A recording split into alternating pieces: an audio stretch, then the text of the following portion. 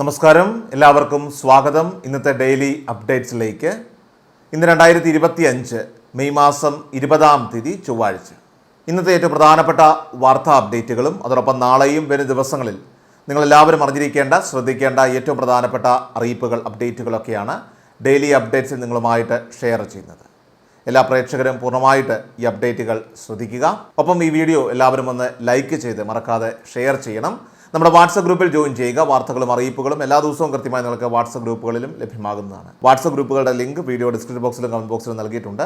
എല്ലാ പ്രേക്ഷകരും മറക്കാതെ ഏതെങ്കിലും ഒരു ഗ്രൂപ്പിൽ ഇപ്പോൾ തന്നെ ജോയിൻ ചെയ്യുക. ഏറ്റവും ആദ്യത്തെ പ്രധാനപ്പെട്ട വാർത്താ അപ്ഡേറ്റ്. കേരളത്തിൽ കേന്ദ്ര കാലാവസ്ഥാ വകുപ്പ് അതിശക്ത മഴ മുന്നറിയിപ്പ് ഇപ്പോൾ പുറപ്പെടുവിച്ചിരിക്കുകയാണ്. കാലവർഷത്തോടനുബന്ധിച്ചുകൊണ്ട് ഇന്ന് മുതൽ 3 ദിവസത്തേക്കാണ് നിലവിൽ അതിശക്ത മഴ മുന്നറിയിപ്പ് നൽകിയിരിക്കുന്നത്. മധ്യ പടിഞ്ഞാറൻ ബംഗാൾ ഉൾക്കടലിനും അതോടൊപ്പം തന്നെ തെക്ക് പടിഞ്ഞാറൻ ഉൾക്കടലിനും മുകളിലായിട്ട് ചക്രവാത ചുഴി രൂപപ്പെട്ട് കഴിഞ്ഞിരിക്കുകയാണ്. ഈ സാഹചര്യത്തിൽ അറബിക്കടലിൽ ന്യൂനമർദ്ദ സാധ്യത ശക്തമായതോടെയാണ് കേരളത്തിൽ അതിശക്ത മഴ മുന്നറിയിപ്പ് ഇപ്പോൾ വന്നിരിക്കുന്നത്.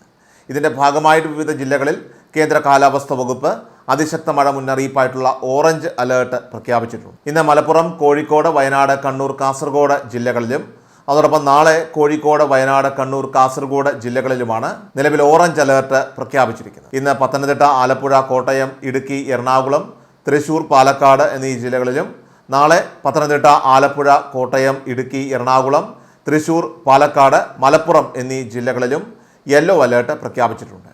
ഇന്നും നാളെയും കേരളത്തിൽ ഇടിമിന്നലോടുകൂടിയ മഴയ്ക്കും അതോടൊപ്പം തന്നെ മണിക്കൂറിൽ 30 മുതൽ 50 കിലോമീറ്റർ വരെ വേഗതയിൽ ശക്തമായിട്ടുള്ള കാറ്റിനും സാധ്യതയുണ്ടെന്ന് കേന്ദ്ര കാലാവസ്ഥാ വകുപ്പ് അറിയിച്ചു. അടുത്ത പ്രധാനപ്പെട്ട വാർത്താ അപ്ഡേറ്റ്. 2ാം വർഷ higher secondary, vocational higher secondary പരീക്ഷകളുടെ ഫലം മെയ് 22 പ്രഖ്യാപിക്കും. ഉച്ചയ്ക്ക് 3 മണിക്കാണ് ഫലം പ്രഖ്യാപിക്കുന്നത്. മൂല്യനിർണ്ണയം പൂർത്തിയായിരിക്കുകയാണ്. ടാബുലേഷൻ പ്രവർത്തികൾ ഇപ്പോൾ നടന്നു വരികയാണ്. 4,44,707 വിദ്യാർത്ഥികളാണ് 2ാം വർഷ പരീക്ഷയ്ക്ക് രജിസ്റ്റർ ചെയ്തത്. 1ാം വർഷ ഹയർ സെക്കൻഡറി പരീക്ഷയുടെ മൂല്യനിർണ്ണയം നടന്നു വരികയാണ്. 4,13,589 വിദ്യാർത്ഥികളാണ് +1 പരീക്ഷയ്ക്ക് രജിസ്റ്റർ ചെയ്തത്.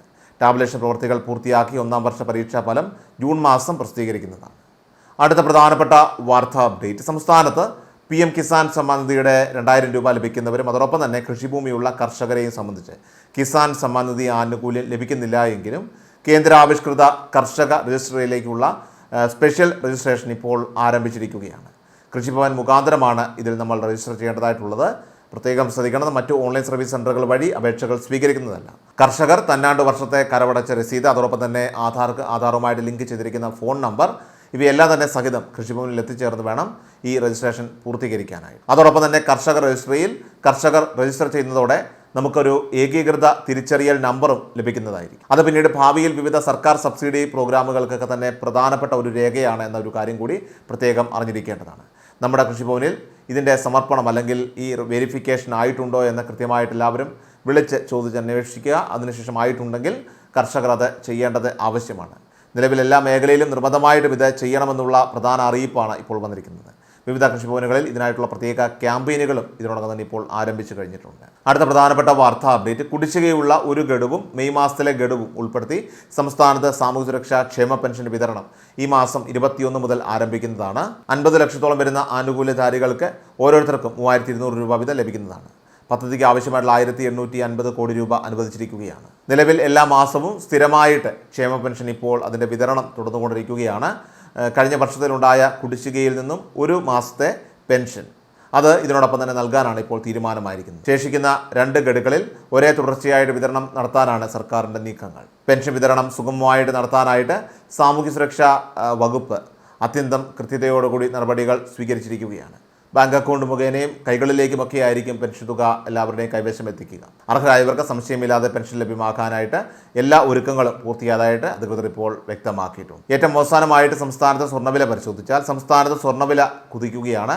മെയ് 19 തിങ്കളാഴ്ച 22 കാരറ്റ് സ്വർണ്ണത്തിന് ഇരു വിഭാഗം സംഘടനകൾക്കും ഒരേ നിരക്കാണ് വർദ്ധിച്ചത്. ഗ്രാമിന് 35 രൂപ കൂടി 8,755 രൂപയിലും പവന് 280 രൂപ കൂടി 70,040 രൂപയിലുമാണ് വ്യാപാരം നടന്നത്. മെയ് 17 ശനിയാഴ്ച 22 കാരറ്റ് സ്വർണ്ണത്തിന് ഗ്രാമിന് 8,720 രൂപയിലും പവന് 69,760 രൂപയിലുമാണ് വ്യാപാരം നടന്നത്. ഇതേ വിലയിൽ തന്നെയാണ് ഞായറാഴ്ച മെയ് 18-ാം തീയതിയും വ്യാപാരം പുരോഗമിച്ചത്. ഇന്നത്തെ ഡെയിലി അപ്ഡേറ്റ്സ് ഇവിടെ പൂർണ്ണമാവുകയാണ്. എല്ലാവരിലേക്കും നിങ്ങൾ ഈ അപ്ഡേറ്റ്സ് ഇപ്പോൾ തന്നെ ഷെയർ ചെയ്യുക. ഒപ്പം നമ്മുടെ വാട്സപ്പ് ഗ്രൂപ്പിലും ജോയിൻ ചെയ്യുക. വാർത്തകളും അറിയിപ്പുകളും എല്ലാ ദിവസവും കൃത്യമായി നിങ്ങൾക്ക് വാട്സപ്പ് ഗ്രൂപ്പുകളിൽ ലഭ്യമാകുന്നതാണ്. വാട്സപ്പ് ഗ്രൂപ്പിൻ്റെ ലിങ്ക് വീഡിയോ ഡിസ്ക്രിപ്ഷൻ ബോക്സിലും കമൻറ്റ് ബോക്സിലും നൽകിയിട്ടുണ്ട്. എല്ലാ പ്രേക്ഷകരും മറക്കാതെ ഏതെങ്കിലും ഒരു ഗ്രൂപ്പിൽ ഇപ്പോൾ തന്നെ ജോയിൻ ചെയ്യുക. വാർത്ത എല്ലാവരിലേക്കും ഷെയർ ചെയ്യുക. വീണ്ടും ഡെയിലി അപ്ഡേറ്റ്സുമായിട്ട് നമുക്ക് നാളെ കാണാം. കൃഷൽ മീഡിയ എല്ലാ ദിവസവും വാർത്തകളും അറിയിപ്പുകളും ലഭിക്കുന്നതിനായി ചാനൽ സബ്സ്ക്രൈബ് ചെയ്യുക. വീഡിയോയുടെ നോട്ടിഫിക്കേഷൻ ഉടൻ ലഭിക്കുന്നതിനായി ബെല്ലൈക്കൺ അമർത്തുക.